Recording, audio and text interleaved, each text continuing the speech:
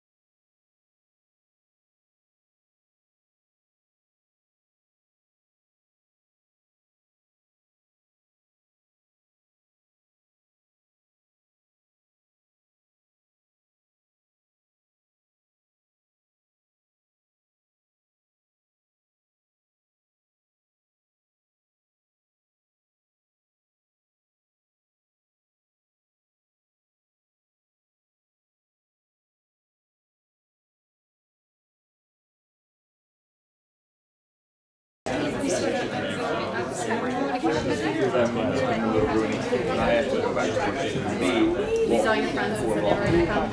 So it's nice to know whether it's fallen to I do. I work in West Soho. Okay. So I'm just south of you. I'm on Houston and Barrack. Yes. I like that area. West Soho. It's a nice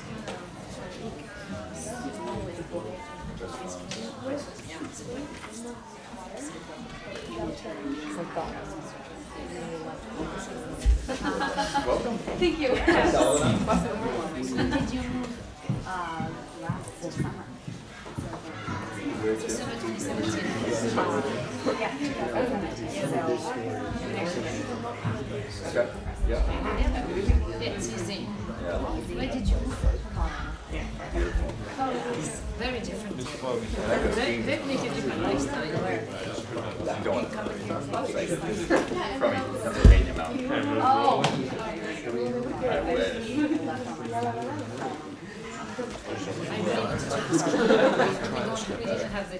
Cool, like I'm not.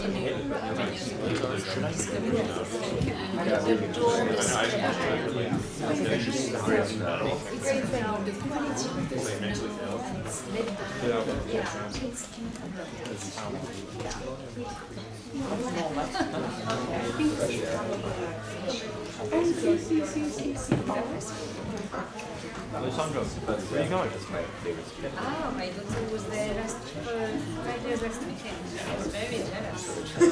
She studies in Italy.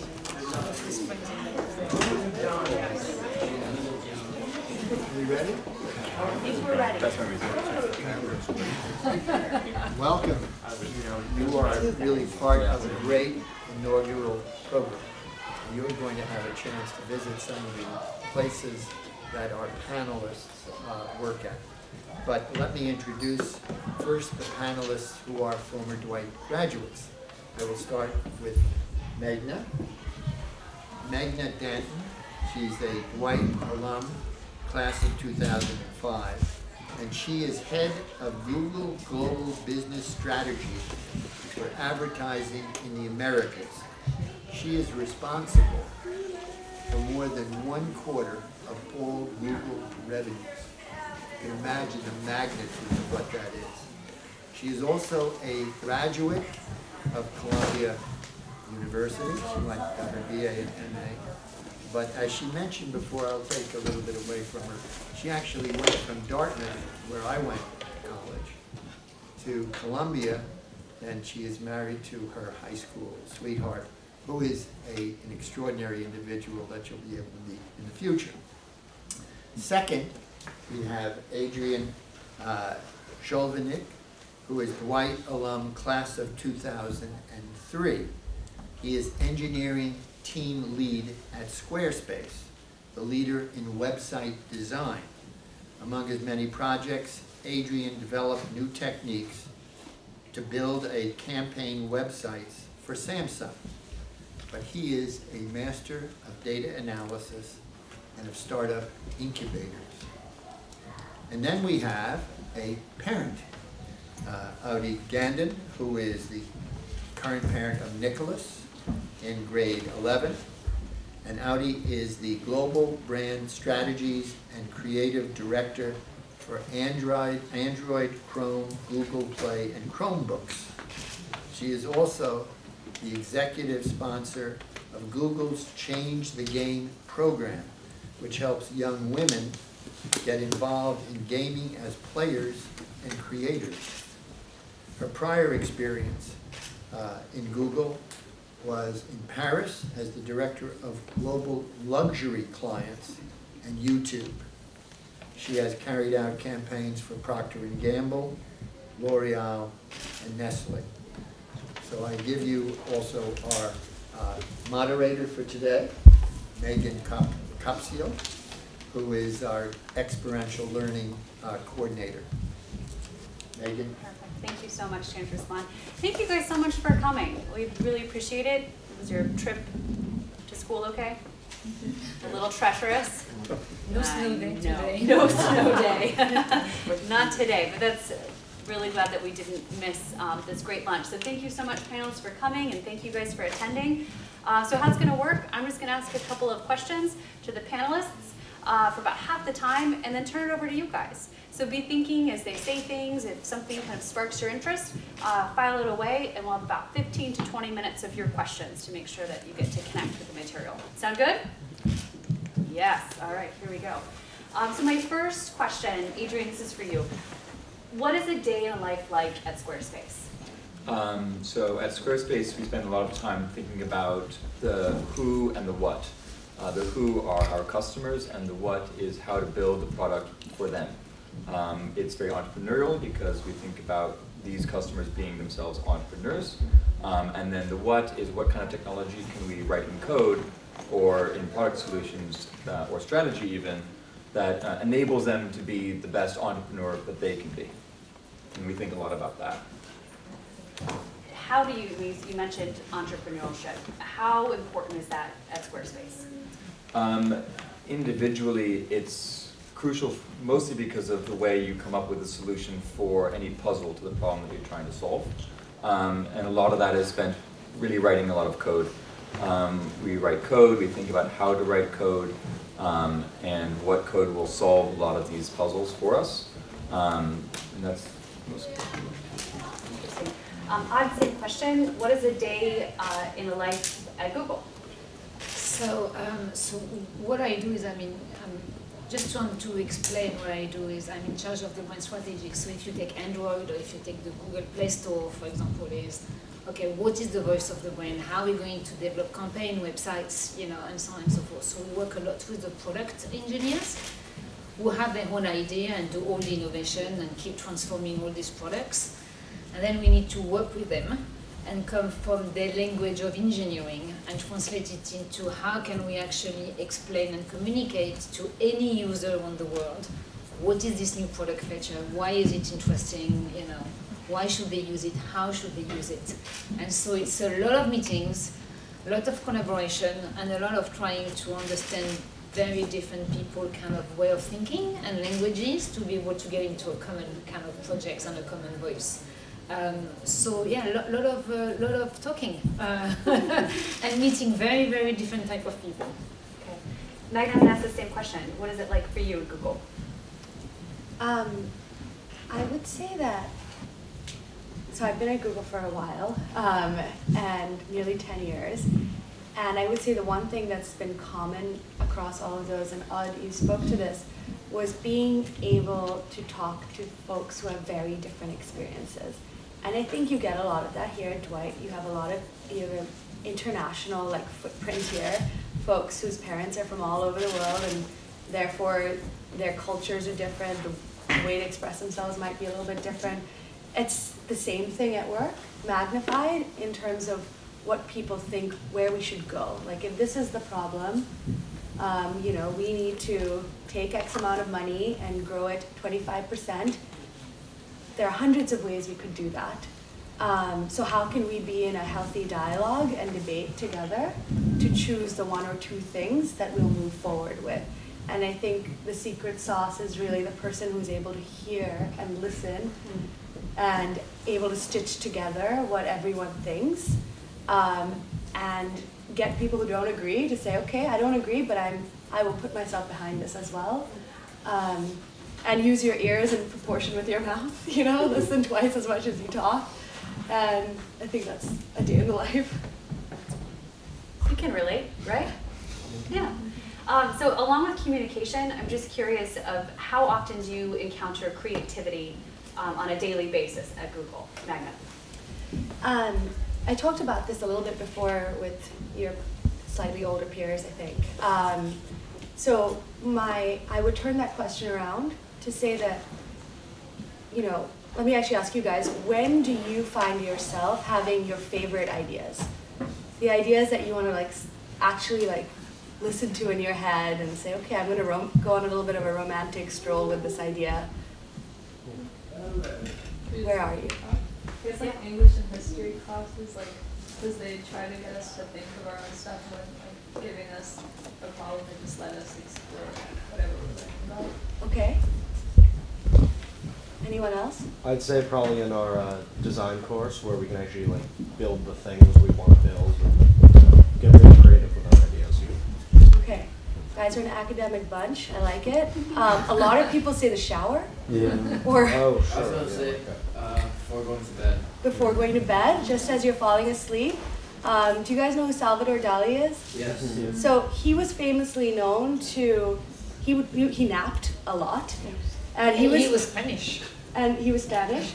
And I don't know why we're talking about that, but he was Spanish. I'll explain what is the daily day, what is the daily life in Spain. But he was, napping Spain, got it.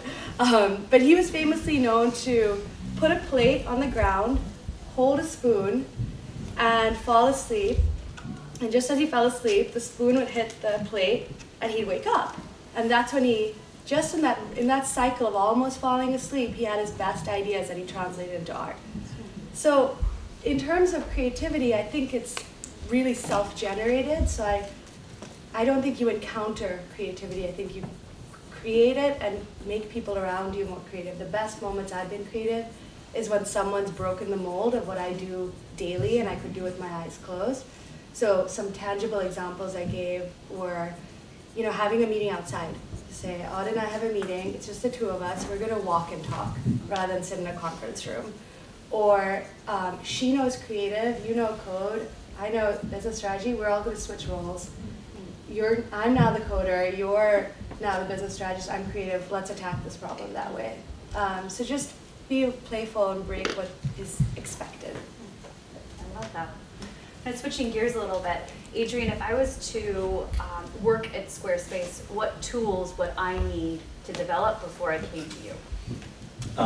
So working at Squarespace as an engineer, we spend a lot of time looking at your critical thinking in terms of coding specifically, and whether or not you understand the problem from a technical perspective. Can you bring a different view to the problem that we're trying to solve? If you have some experience with writing code, even at a core basic level, that already is a big leg up versus people who don't have that ability. It gives you insight into the product because it's a technical product, and it enables you to communicate very well with your other teammates about what the product really is and how you can achieve those goals. So we spend a lot of time looking at your technical capabilities and your understanding of that technology. Is anyone a coder in here? Just curious. What language do you code? HTML, CSS, and JavaScript. You go, sir. That's perfect. Same question towards Odd. What tools would I need to be able to come to Google and thrive? So, depending what you want to do. So I won't get into the specifics because there's very different parts of Google, and therefore you can have very different needs, especially if we're talking engineer or no engineer. So I won't talk about engineers. I think it's the same thing, the same kind of attributes, and then that you won't have anywhere else. Otherwise, it's more about what Google is going to test you on when you have your interviews is your critical thinking. You know, they're going to, depending what type of subject or, you know, you're going to want to work on, being marketing, being sales, you know, and other things, it could be health. They're going to ask you a lot of questions to really test of how do you think, and how do you process, you know, how do you take a problem and try to find a solution. Nobody is looking for, is it the right solution or not? It's really, you know, what was the thinking process behind it? Are you looking at creative ways of doing this? Are you looking at some of the details of the information we give you? And then the other kind of attributes, you know, the company is looking at is how collaborative can you be? Collaboration is key in the company. It's part of the way we actually even rate people, you know, when we do the performance reviews, collaboration is at the heart of it.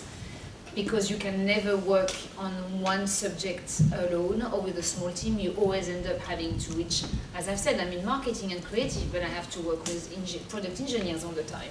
So it means being able to collaborate with everybody, listening, as you just said, to everybody is key. And then, you know, what are you interested in? We always look at what you've done beyond school, what subjects you're interested in, and we're going to ask you to talk about it. So we understand if you have some interest and some passion, because it's very important also to have people with very different interests and passions within the company, because that's what makes it very diversified. Okay, perfect, thank you. Meghna, as a 8th, 9th grader sitting here at Dwight, thinking long term, if I want to work at Google, what are some experiences, either personal experiences or internships that I should try to do in order to be prepared for a job at Google? So I'm going to build a little bit on what Odd said in terms of what are you interested in. I think that at 8th and 9th grade, you're exposed to so much. You know, you guys talked about design, English, history. There's just so many different subject areas for you to like absorb daily. So I think at this moment, the most important thing you can do is being open-minded to all of those areas and saying, okay, what do I like about this particular subject, like specifically? And what do I not like about the same subject specifically? And understanding, like, I love history, getting a little bit deeper than that and saying, I love the storytelling aspect of history, or I really like that history is different depending on who writes it. So find out what it is specifically that you like within your subjects, because it's going to build something that's greater than, hey, I'm going to decide to study mathematics, or I'm going to study writing. It's going to be a little bit more about what specifically drives you across all of those subjects. So I think in terms of what you want to do long term, just start paying attention specifically. I think that's great. I keep hearing spark. What do you get excited about, and being that kind of self-connected of this is what I really enjoy and this is what I don't really like very much, which I think is just really key. A couple more questions and we'll turn it over to you guys. And this is going to be for all three of you. Does it matter where I go to college? Todd? So, at least for me, no, because I studied in marketing and communication in Paris, and obviously quickly went into more of a global world, so a lot of people didn't even know the college I went to, because then you get onto a global world. So I think it depends, but it's something which is changing. So obviously the best college you can go to, amazing, but it doesn't always, and this is not what is going to tell you how successful you're going to be. And if I take typically Google, we've been known at hiring only the top, 1% of the top 1% colleges. And this is something that we're switching right now, because we actually realize we need to actually bring very different type of people with very different experience, very different knowledge and culture, because that's the only way we can innovate. And so that is really something which has been different. We even have a test right now in California where we have a few people who actually don't have a college degree. They have a high school diploma. And same thing, because it's all about, okay, how do this? Kind of students who haven't gone to college can actually bring other different point of views. So again, it's the college that is going to teach you what you like, what you want to learn, but also is the place where you're going to flourish as an adult. Because I think college is enjoy is I think the first criteria. And then obviously aim high, but it's not the only filter. Okay, Adrienne? I would agree very much so with all of that I just said. But I would add to that by saying going to the top tier university will not make or break you in life. Really what it comes down to is whether or not you're going to be willing to think and take risks. And you don't have to go to college. Some people drop out of college and they become very successful. And that's because they think critically, they have a wide purview of ideas, and they're willing to take risks. And if you're willing to do those types of things, I don't think your college degree can make that for you. College can really open doors for you to see and learn new things that you might not have opened on your own. But going to Princeton or Harvard or Stanford, that'll open some doors, but it'll open very much the same doors at a different school, say City College up in Harlem, or even Brooklyn College out in Brooklyn. You don't have to go to a top school in order to become successful. And you shouldn't live up to being at a top school in order to say that I'm going to now make it. As you know, some of the most successful people in the world, they went to unknown schools or they dropped out of school, and it really is all about what you think you want to focus on in your life and what risks you're willing to take. So I wanted to ask you this question, but I kind of want to give you a special caveat. So going back to when you graduated Dwight, can you share just a little bit about what you've decided to pursue and where that took you? Sure. So I was very sure that I wanted to be in a small liberal arts environment that was idyllic and bucolic to a certain extent, given the fact that I was here in the city and the hallways are narrow. And so I was like, what if I had this expansive space? So I actually went to Dartmouth, as Chancellor Spahn mentioned. And I also was madly in love with my high school boyfriend who went to Columbia University. And so I transferred over. Now that's an important foundational piece. What I studied also shifted around quite a bit. I started off studying maths and pre-med. I did finish my pre-med. I did get a math major, but then I also studied English. And then I actually started a PhD program at Columbia because I was sure I wanted to be an English professor, and now I'm at Google doing business strategy. So that's all to say that I got very passionate about what I was doing at any given moment, but where that passion led me was somewhere I didn't expect. I thought I was going to be a doctor, and I got very excited about my pre-med courses. But actually what I noticed was that it helped me think very critically I loved the fact there was many different courses. I loved the generality of it. And similarly, I liked doing that alongside with English literature. So I think understanding that I really liked to be stimulated a lot with lots of different things.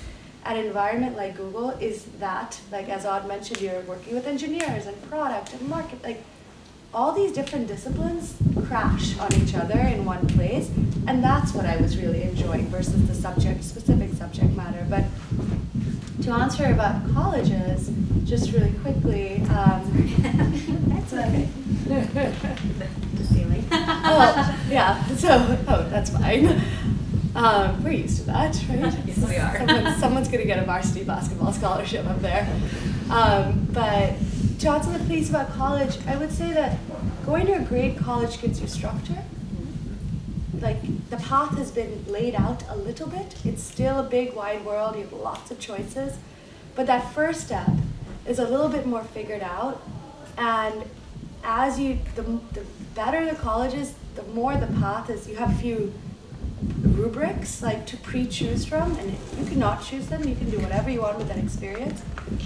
And I would say that's just a little bit of what's easier going to a harder college to get into, as ironic as that sounds. Okay, thank you for that advice. I'm going to take that and turn the stage over to you guys and let you ask some questions for our panelists.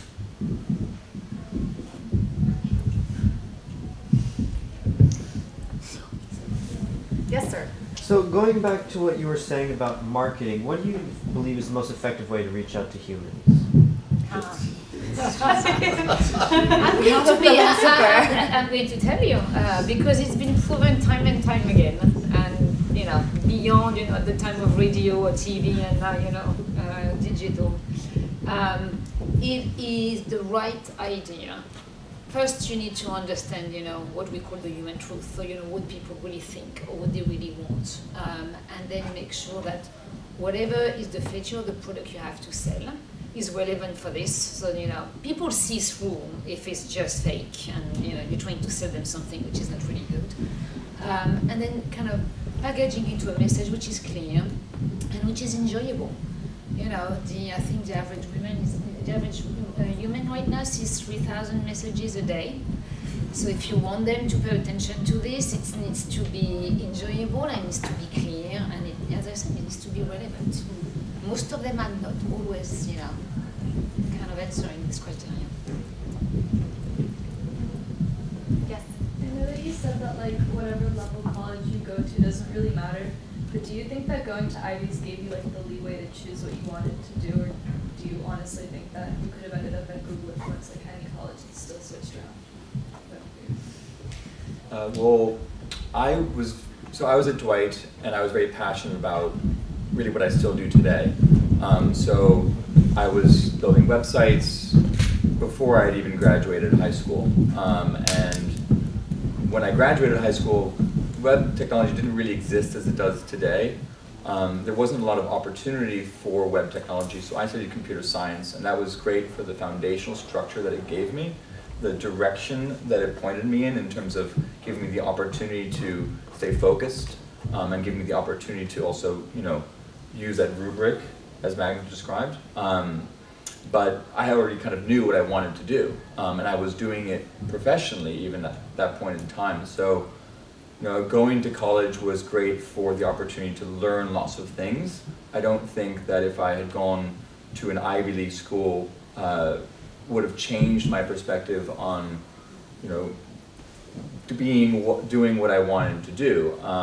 Because it's all about really finding what you're passionate about at the end of the day, what you really like doing. And whatever you really like doing, you're going to be really good at that, and that's what you should focus on.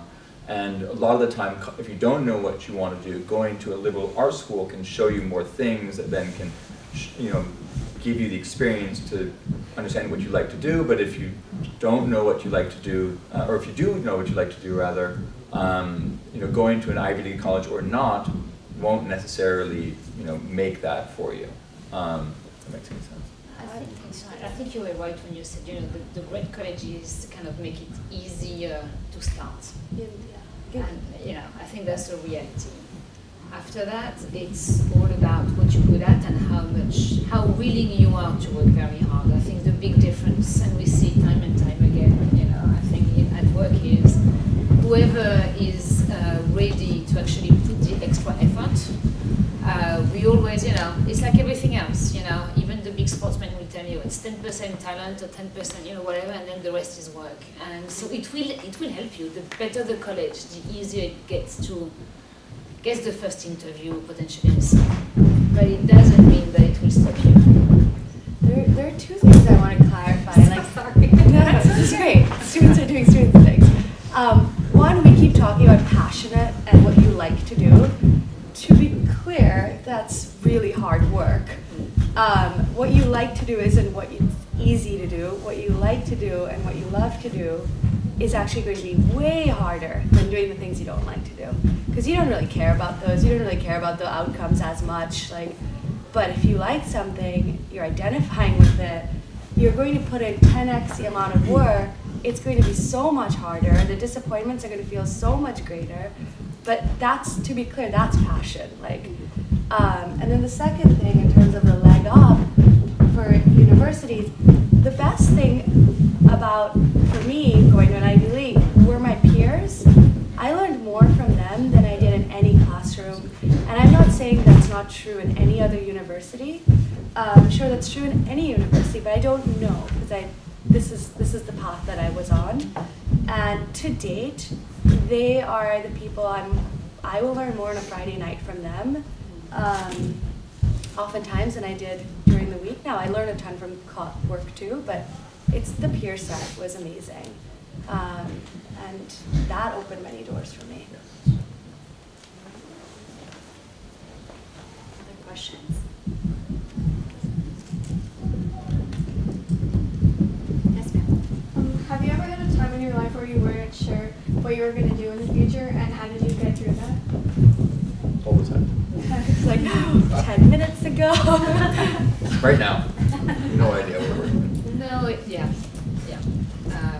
So I wanted to be a war journalist, so you can imagine how far away I am from now.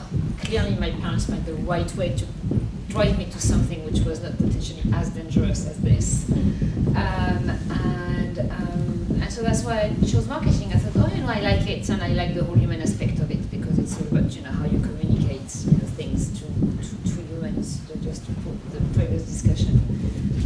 After that, time and time again, there's been questions and there's been setbacks, and you're kind of like, oh, is it really the job I want to do? Or there's days where you hate it, and you wonder if you shouldn't change. As soon as, and we talked about, I think that before, is if you are really ready to take risk and to look the positive and the negative, and there's plenty of good things in the negative as well, what you don't like. So something you like, then you learn, and you're not going to do it again. You're going to look for something different, which is going to be more fulfilling for you. And it can not just be the work itself; it can be the environment, the type of people, because different type of companies and work are going to kind of give you a surrounding of people which can be very different. All this is what is going to guide you in this marathon, which is going to be a long one, and that's also what is great in the adventure. But no, there's many more years to continue on that journey. I would add to that by saying that it's exciting not knowing.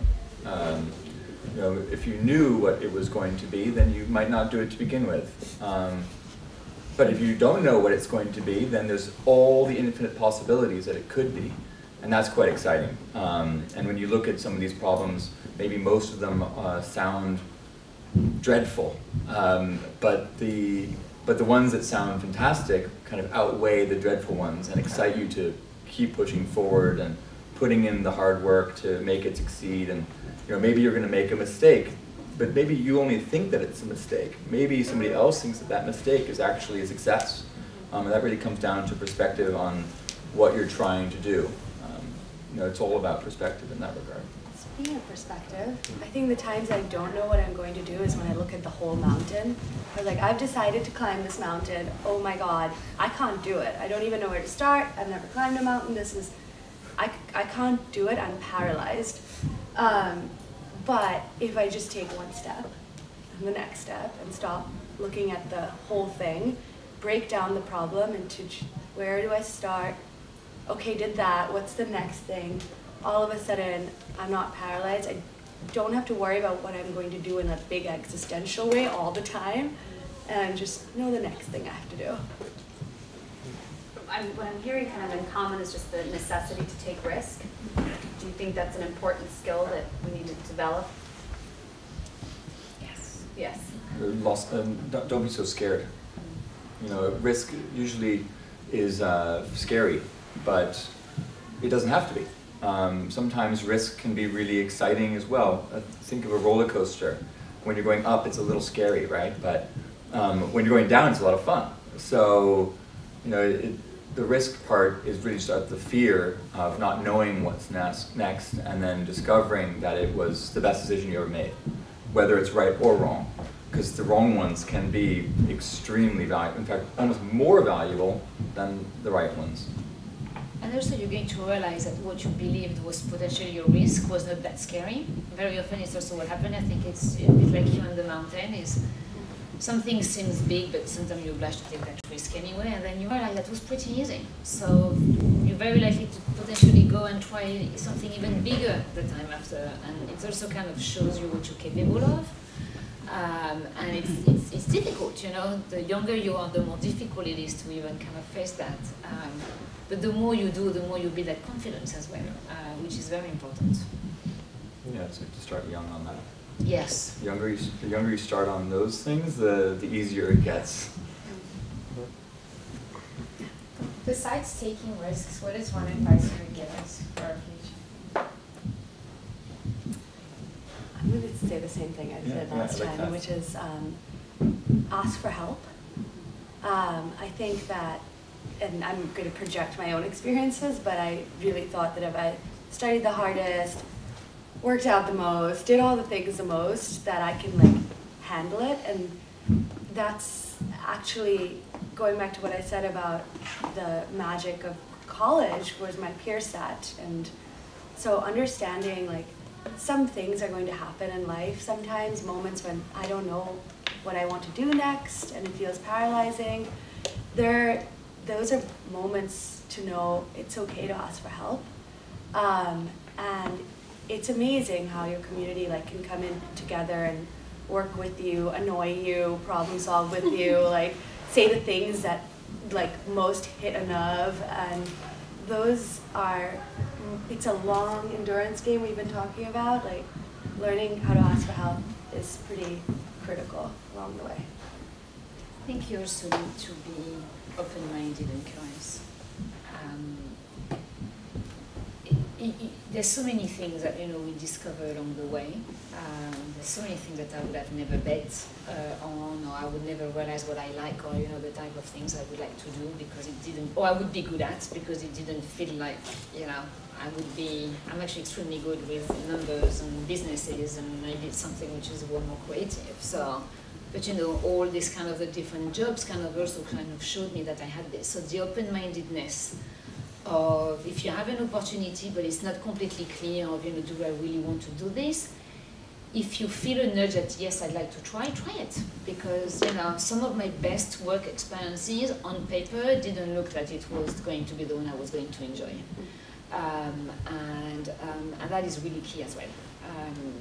It's you never know what you're going to get from what is going to be proposed to you. So if you feel like it's potentially good, just grasp it and play with it. I would also say patience. Sorry. No.